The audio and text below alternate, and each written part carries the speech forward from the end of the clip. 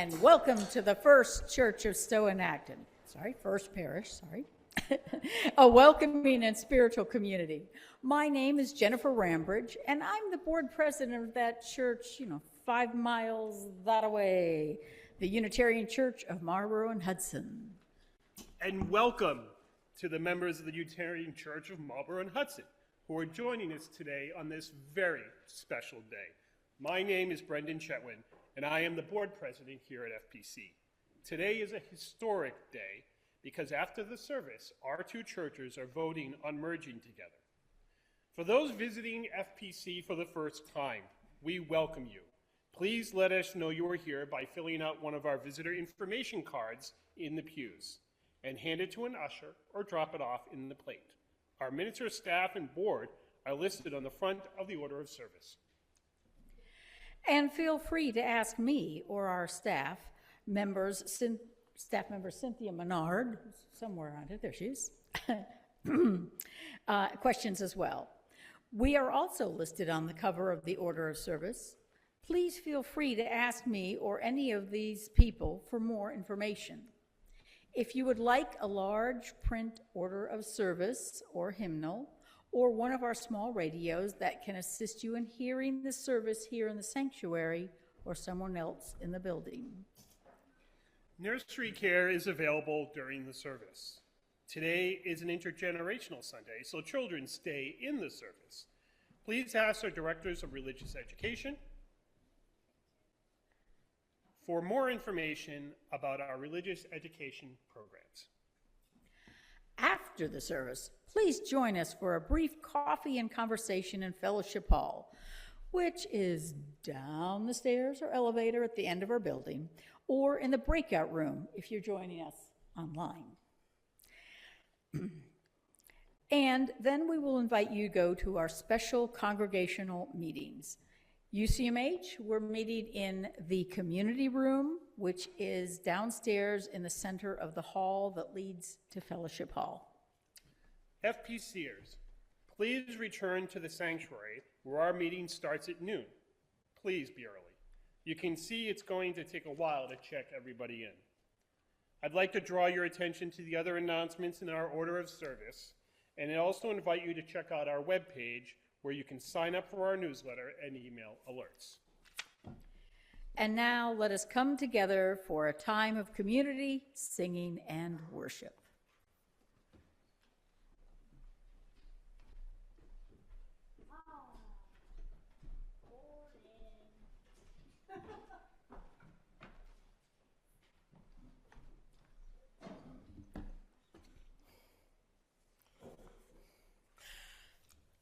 Our opening words are by Richard S. Gilbert. We meet on holy ground.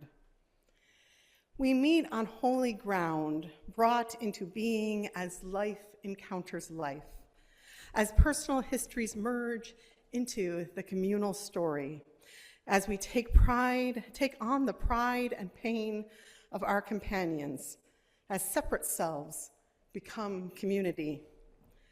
How desperate is our need for one another, our silent beckoning to our neighbors, our invitations to share life and death together, our welcome into the lives of those we meet, and their welcome into our own. May our souls capture this treasured time. May our spirits celebrate our meeting in this time and in this space, for we meet on holy ground. And now I think it's time for us to journey to the land of make-believe. Let's have the trolleys take us there.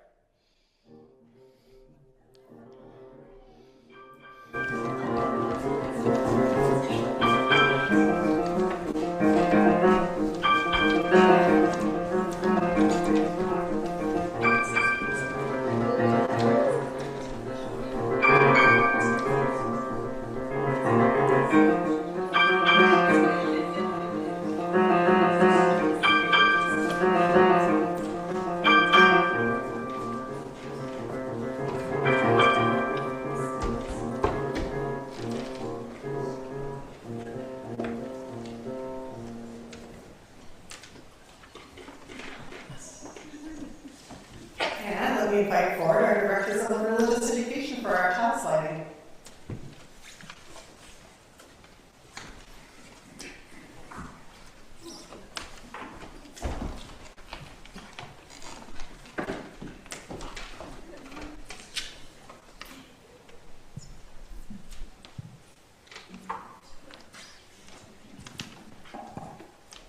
Good morning. I am Cynthia Menard, the Director of Religious Education for UCMH, and I am going to share with you the chalice lighting words that we use downstairs in the classrooms every Sunday.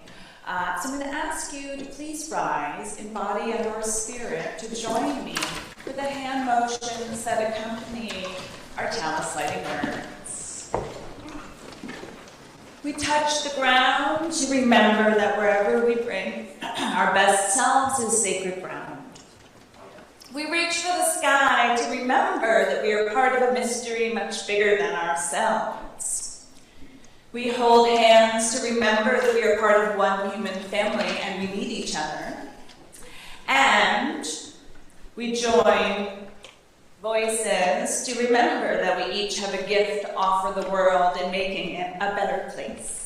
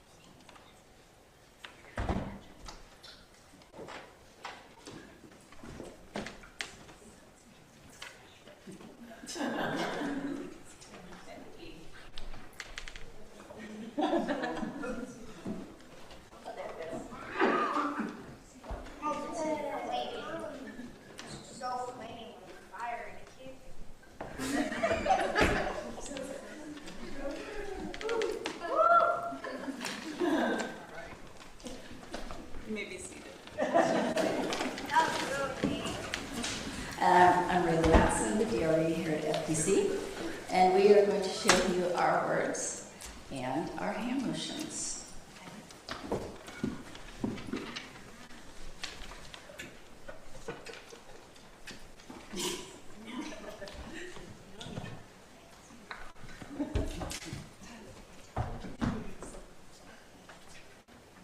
Okay, we kindle this flame. We kindle this flame to honor our heart to the Unitarian Universe,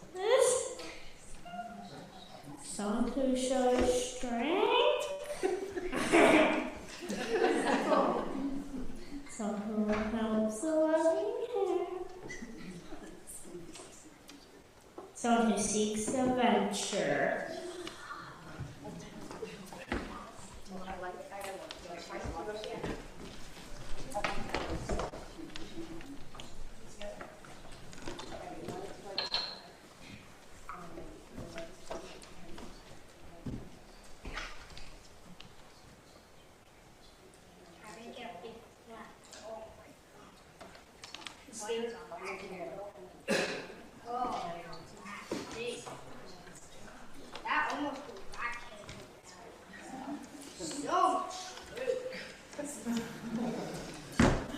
Our chalice is being lit. Please join in our opening hymn number 1064. In your field hymnals, the words will also be on the screens. Blue boat, all. Please rise in fire and spirit.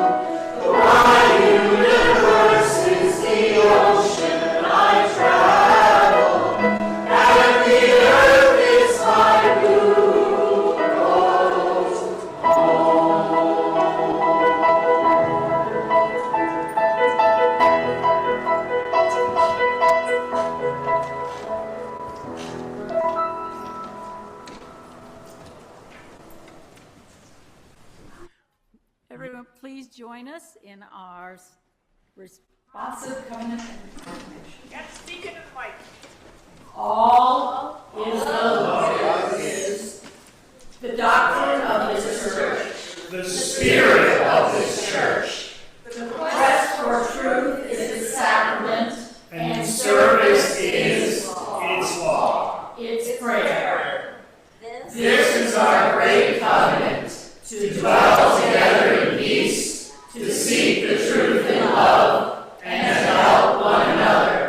to the end that all souls shall grow in harmony with the divine.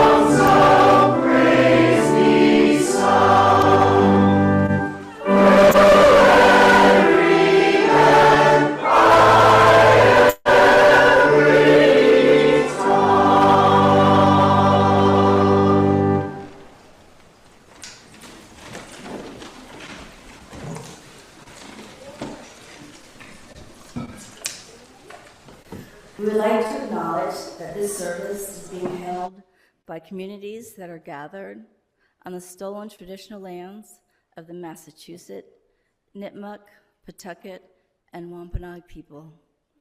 We pay the respect to all those indigenous peoples who's nourished this land before us, and we strive to do likewise.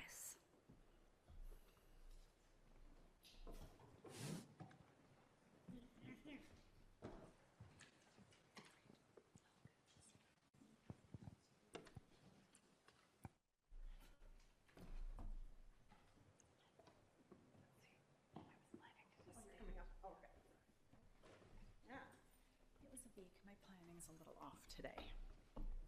We're good.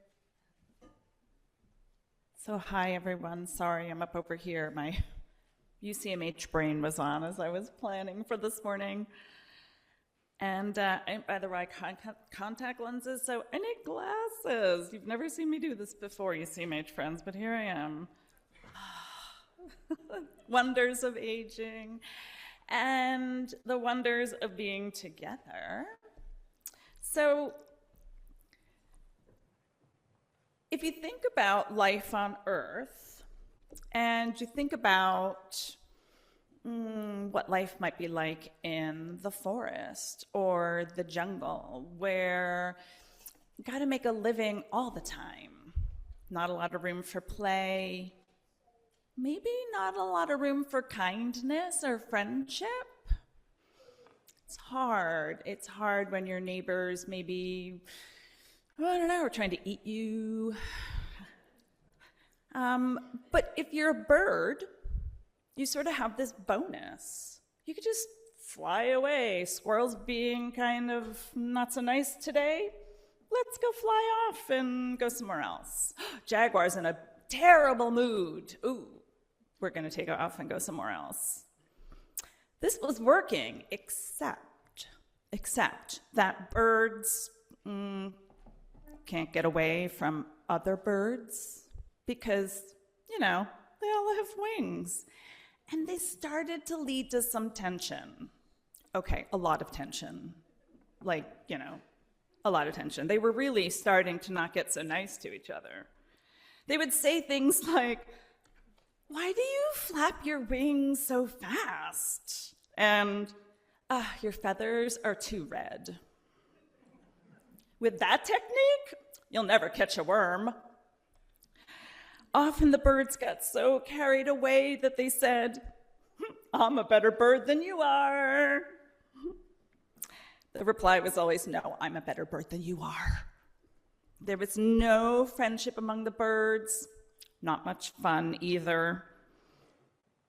Finally, Pheasant alone, grew weary. He didn't want to quarrel. So one day, when Crow came along, ready to pick an argument, Pheasant said, "Crow, you're a better bird than me." Crow was so surprised. Those words warmed his little crow heart, and he replied, "No, Pheasant, you're a better bird than me." Pheasant's heart felt warm, and the two struck up a conversation. They got to know one another, and they found that actually they got along very well. Before long, they decided to live side by side, the closest of neighbors. The two birds enjoyed each other very, very much, and now their conversations were completely different than they were back in the days of arguments. One day, when Pheasant stood stock still, Crow noticed and said, "That was a good way to avoid being seen by enemies." Another time, when Crow was building a nest, Pheasant said, "Those sticks will make a good, strong nest. But have you thought about a way to make it a little softer inside?" Crow looked at the nest and then down at his chest and added some downy feathers. Talking and getting along like that made it easy to learn from one another and to be together. The two friends' affection for one another was obvious, and the other birds, still arguing, were very surprised. Some decided to test the friendship. "Pheasant, why do you spend so much time with that good-for-nothing Crow?" "You mustn't say that," said Pheasant. "Crow is a better bird than I, and he honors me by living next door." The next day they went to Crow. "Crow, why do you spend so much time with that good-for-nothing Pheasant?" "You mustn't say that," replied Crow. "Pheasant is a better bird than I, and he honors me by living next door to me." The birds were deeply impressed by Crow and Pheasant's attitudes towards one another. They began to wonder, why do we always fight and quarrel? This seems so much better. They watched how Crow and Pheasant treated one another and soon learned that it wasn't so difficult to be kind. They also learned that when they practiced compassion in the manner of Crow and Pheasant, life was far more enjoyable, and they even got to have some fun. Thank you.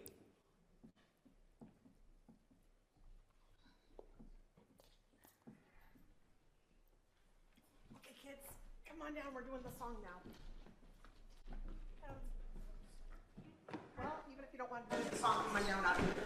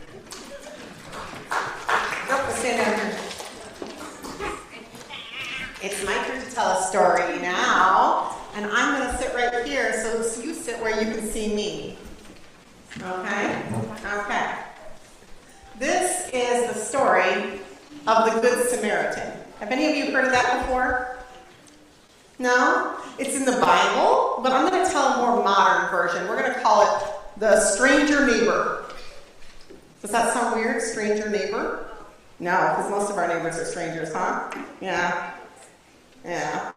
So, once upon a time, there was a teacher, and he was asked by some people who were questioning him, students, if you call them, what is the most important thing that somebody can do, ever? What do you think is the most important thing somebody can do? I don't know. Love. Yes, that's right. He answered to center yourself in love. Love is at the center, right? Hold love at the center, and a major way to do that is to love your neighbor like they're yourself. Well, and then the questioners, the students, they asked, well, who's our neighbor? What do you mean neighbor? And instead of just answering the question, he told them a story. So this is a story, inside a service about stories.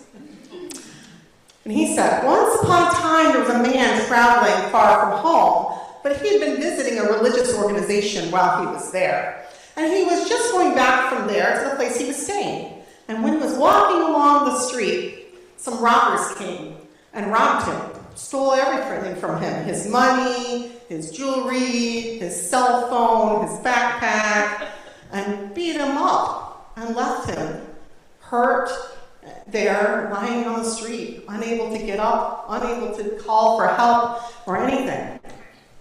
And while he was laying there, along came someone he thought might help. It was a person he recognized from that religious building he had been part of earlier that day. It was the priest. A priest is like a minister or a rabbi. It's the leader of the religious institution. And that priest, what do you think he did? Help him. You would think he might help him, but he looked at the guy and crossed the street to the other side and looked away and pretended he didn't see him and kept going. I know, pretty awful. Then along came another person. This was the religious educator at the religious institution, a singer, a song leader, and teacher from there. And what did they do when they saw the man laying there bleeding and hurt? No. He crossed the street and looked the other way and kept on walking. And then along came a third man, and this third man was someone they didn't recognize. He didn't recognize him at all. He'd never seen him before. He could tell from what the guy was wearing that this man was from a different religion than he was. And what do you think that man did? No, that man helped him. Really, that man was the one who finally helped him. I know.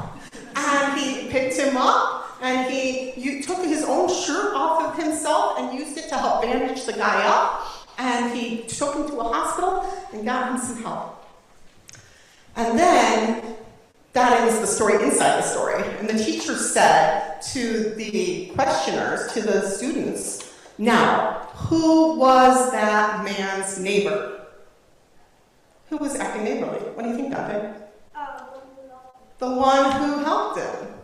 And that is the message of the story. Neighbors are ones who help. So, won't you be my neighbor? Yes. Yeah, thank you. All right, we're going to do our trolley again to take you back to your seats while we talk about important stuff like money.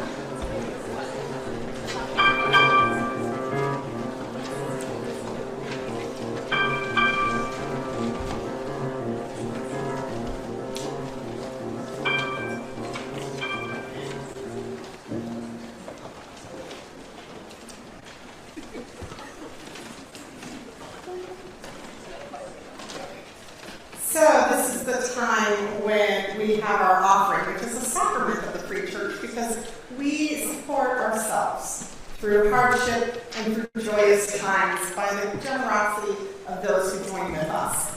And so checks can be put for either church in the plate today, or you can get the either church online through their links. But cash in the plate today will be, and checks to FPC will be split between FPC and the Concord Prison Outreach. And you'll be hearing more about the Concord Prison Outreach next week, but this is a long-standing organization. We have worked with many members of our community who have been part of this, and they do great work. So please give us your able. And now, won't you be my neighbor?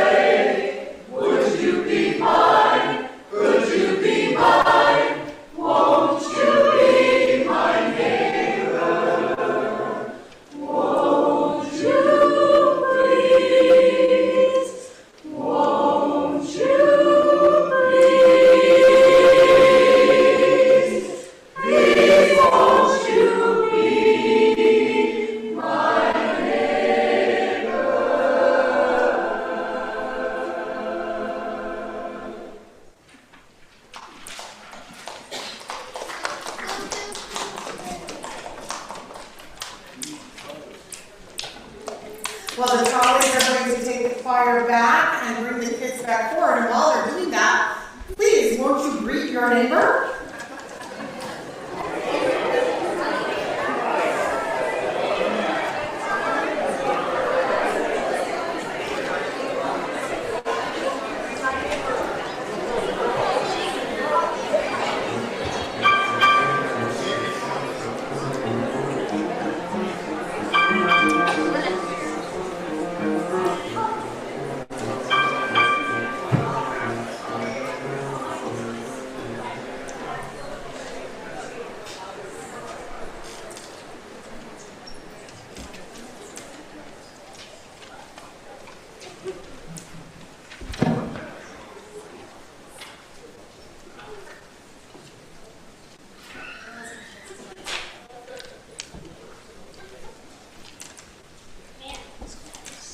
Do you all know who this is? Who's this? Winnie the Pooh. Winnie the Pooh. Do you know? Oh, you want to sing for us? No, I don't know. I don't remember the rest. Do we know who Winnie the Pooh's neighbors are and his friends? Oh, you know? I know one of them. Tigger.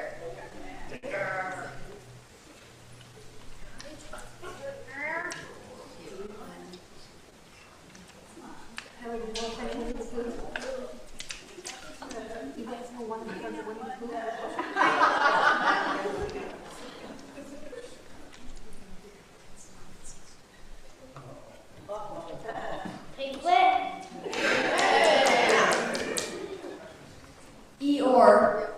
Eeyore. Who else are we missing? Owl. Owl and? Rabbit. Rabbit. Oh, I forgot really my story. Okay, you can't say the ones I forgot. Oh, you do. So this story is about Winnie the Pooh and his honey pots. One morning, Winnie the Pooh woke up and said, I am very, very, very, very hungry. And what does Winnie the Pooh eat? Honey. So he goes to his cabinet and he opens it up and he looks through all his honey pots and it's empty. Oh no. Oh no, honey.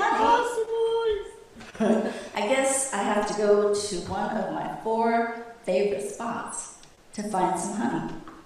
So Pooh is getting dressed and ready and looking for the pots. In the meantime, Rabbit is out in their garden early in the morning and notices Pooh's 4th favorite spot to collect honey and notices there's quite a lot of honey in here. Maybe I will help Pooh out and I will collect the honey and take it to Pooh later.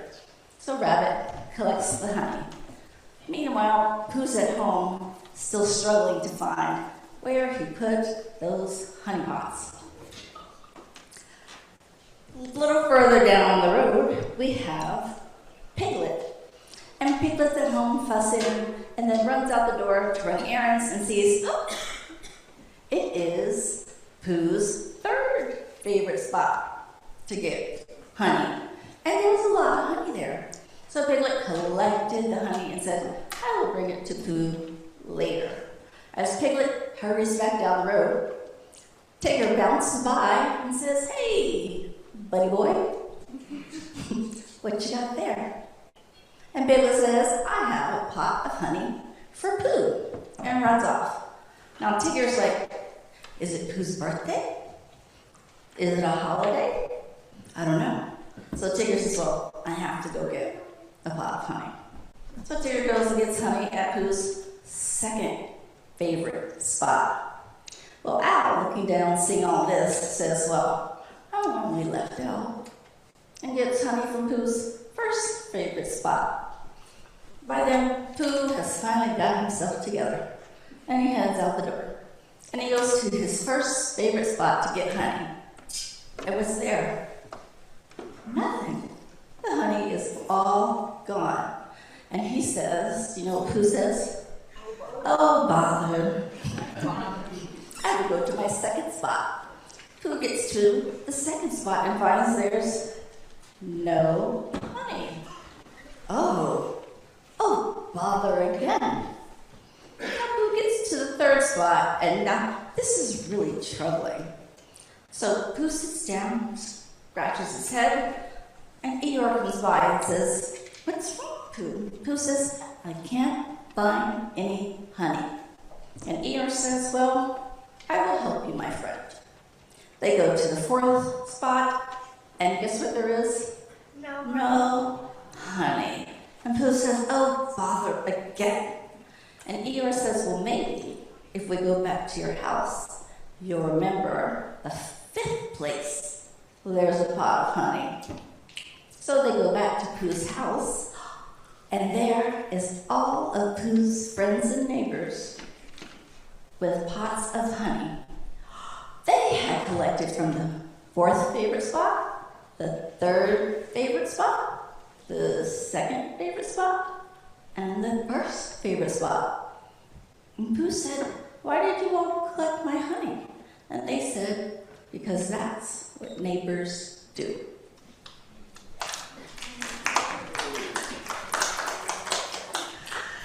Our next hymn is one of our favorites, We Shall Be Known. It's not in any of your hymnals, so words will be up on the screen. It's Rising Body and Spirit.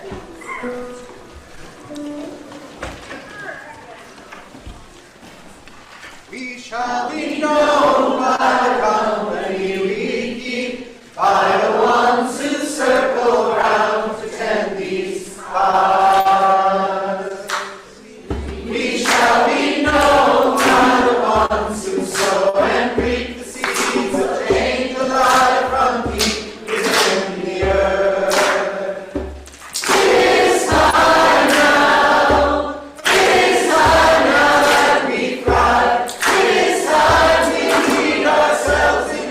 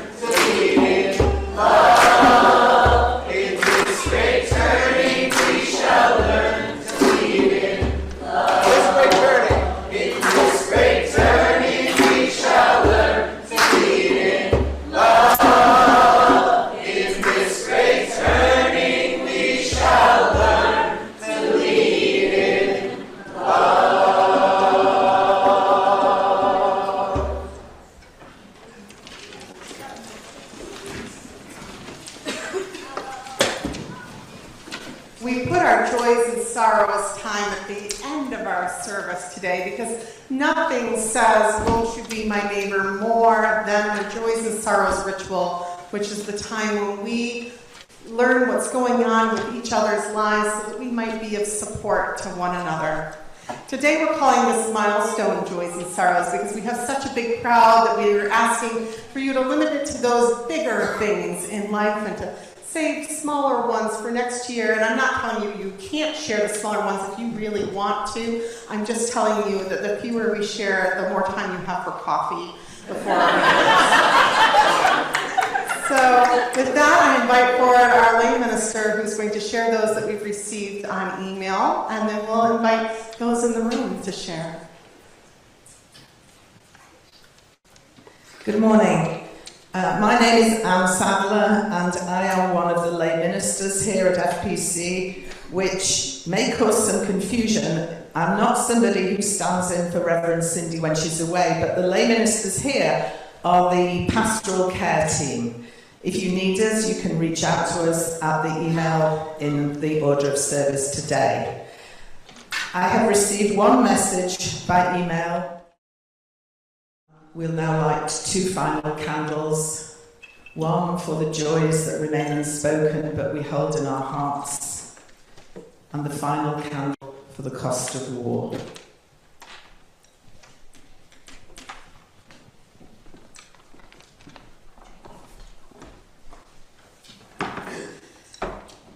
Using stones for our joys and sorrows today made me think of one of my favorite stories, Stone Soup.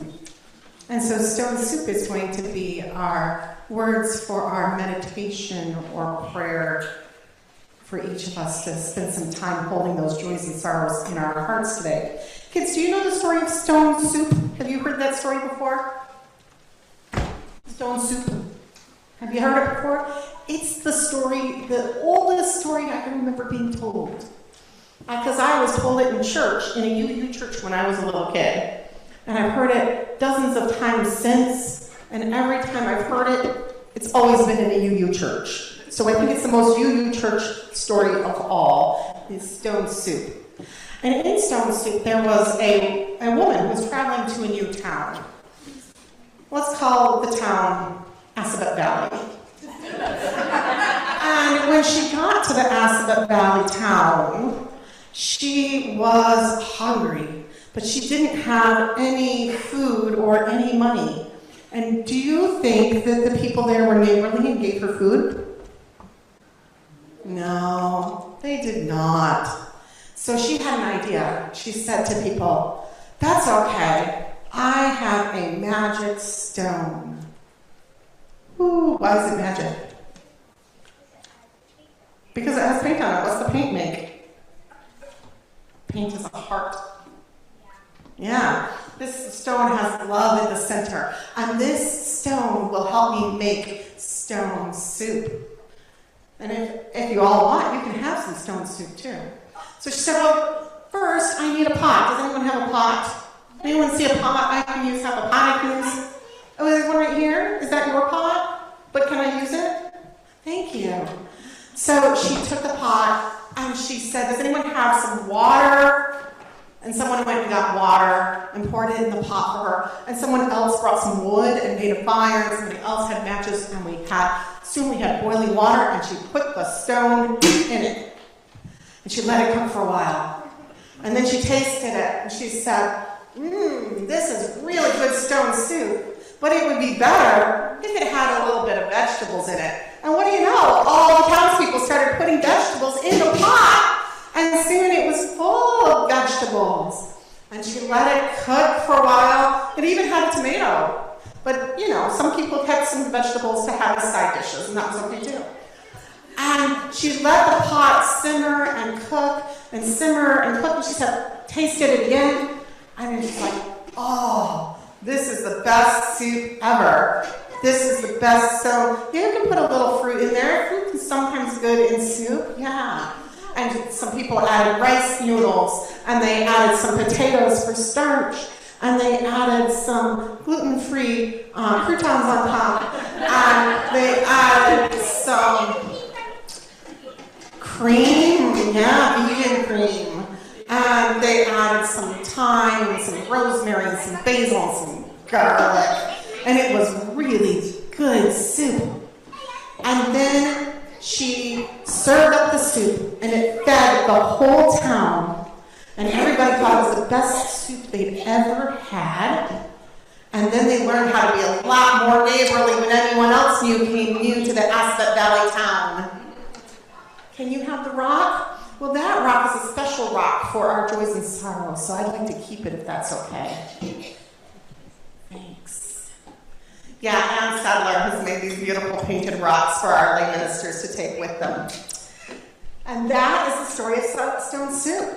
Now, usually I'm out there and I ring the bell so that we have a time of silence. Can you all be a bell with me? We're going to go 1, 2, 3, and we're going to say ding, okay? 1, 2, 3, ding! Okay, now quiet.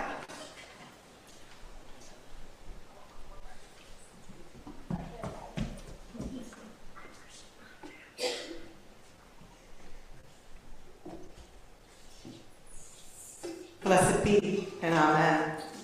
Good job, kids. Thanks for helping me with that story. And our closing hymn is This Boat. It's from the new hymnal, Sing Out Love. It's the new UUA virtual hymnal, so the words will be up on your screen.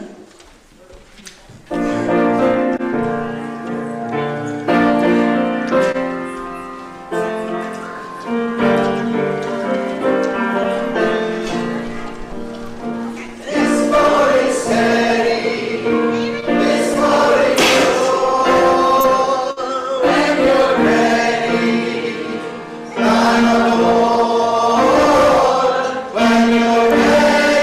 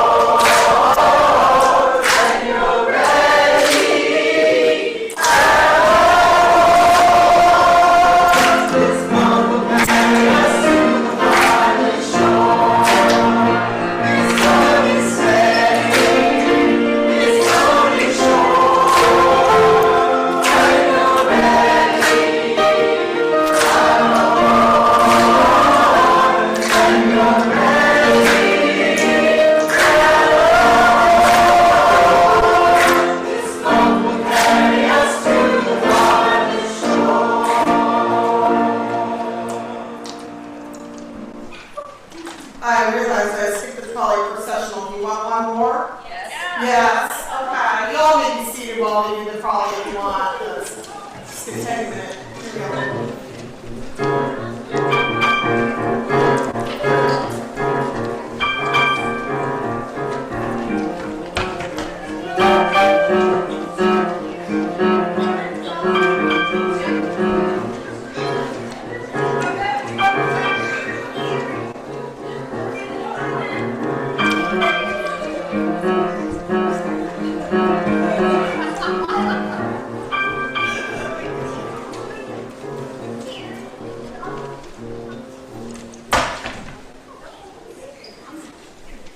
Beloved community, our service of worshiping together has ended, but our future together is just beginning.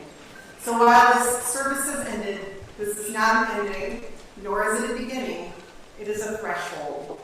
May we carry across the threshold the stories, the songs, the joys and sorrows of the paths that have brought us to this moment. Our paths, our histories are not lost, but are changing into something new. May we go forward with open hearts, ready to change and be changed by one another. May we become a community and stay a community where love is centered, where hope is not just imagined but enacted, where the future is something we shape together. And now, as we move from this sacred space to go do your sacred work of our democratic faith, go in peace, go in love, go in joy. Blessed be. Amen. Please rise for our closing song. Let's sing it to one another.